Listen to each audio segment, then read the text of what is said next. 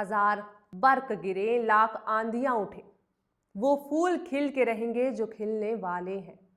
जी हाँ, social media पर अक्सर ऐसे वीडियो वायरल होते रहते हैं जो दिल को चीर कर रख देते हैं। ऐसा ही एक वीडियो अंबेडकर नगर की महज 8 साल की बच्ची का आया, जिसने सबके दिल को ही नहीं बल्कि सुप्रीम कोर्ट को भी सोचने पर मजबूर कर दिया। नमस्कार, आप देख रहे हैं आर्यन टीवी उत्तर प्रदेश। मैं हूं मेघा शंकर। आज के छठे बेड़ी न बन सके समाज के एपिसोड में बात करेंगे उस हालिया लड़की की जिसने लोगों को सोचने पर मजबूर कर दिया, जिसने सबके दिल में भावनाएं जगा दी, भला हम उसे आदर्श क्यों ना माने। अनन्या, जिसका घर बुलडोजर से ध्वस्त कर दिया गया।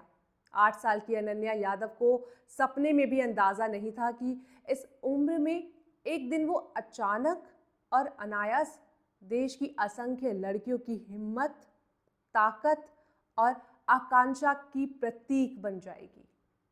वो तो रोज की तरह स्कूल से आई और किताबों का अपना बस्ता उस छप्पर पर डालकर निश्चिंत हो गई थी, जहां उसकी मां जानवर बांधा करती थी। उसे पता भी नहीं था कि सरकार के लोग उसकी बस्ती में अतिक्रमण हटाने वाले हैं। सरकारी बुलडोजर ने अपना काम शुरू कर दिया। उसकी छप्पर के बगल वाले घर में आग लग गई। अनन्या को ध्यान आया अपने स्कूली बैग का, जिसमें हिंदी, अंग्रेजी और गिनती वाली किताबें थी। सबको जान बचाने की पड़ी थी, लेकिन अनन्या के लिए सबसे कीमती चीज थी, वो थी किताबें। सोचिए, एक 8 साल की लड़की के मन में अपनी किताबों को बचाने का ख्याल कैसे आया होगा।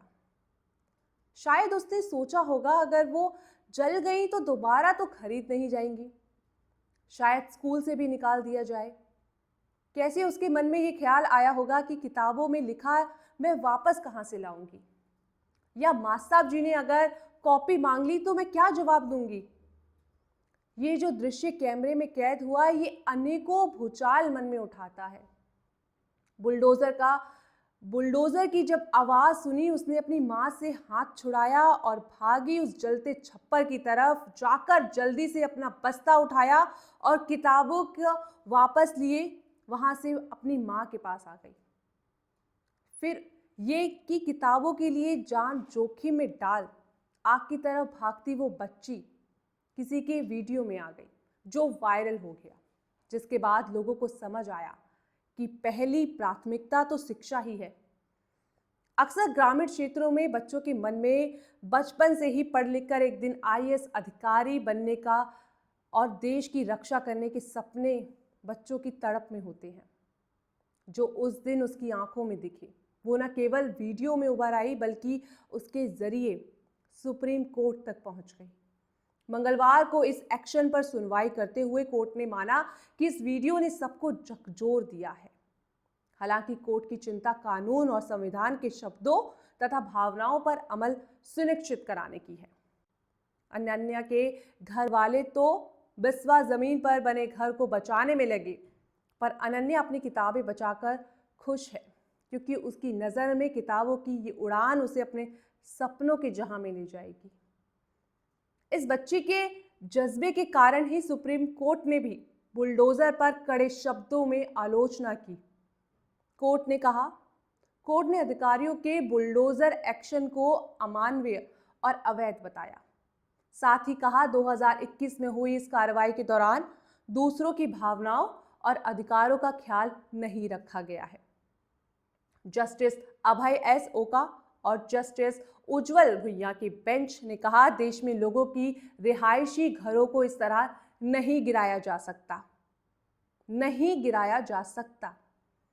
पीठ ने आगे कहा कि भारत में कानून का शासन है और नागरिकों के आवासीय ढांचों को इस तरह गिराने की अनुमति नहीं दी जा सकती।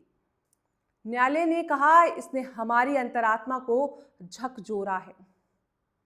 आश्रय का अधिकार और कानून की उचित प्रक्रिया ही अहमियत होती है। घर नहीं गिराया जा सकता। उच्चतम न्यायालय ने इस मामले में प्रयागराज विकास प्राधिकरण को आदेश भी दिया कि वो 6 हफ्तों के भीतर हर प्रभावित घर के मालिक को 10 लाख रुपए का मुआवजा दे। शायद ये सब ना होता अगर अनन्या किताबें ना चुनती।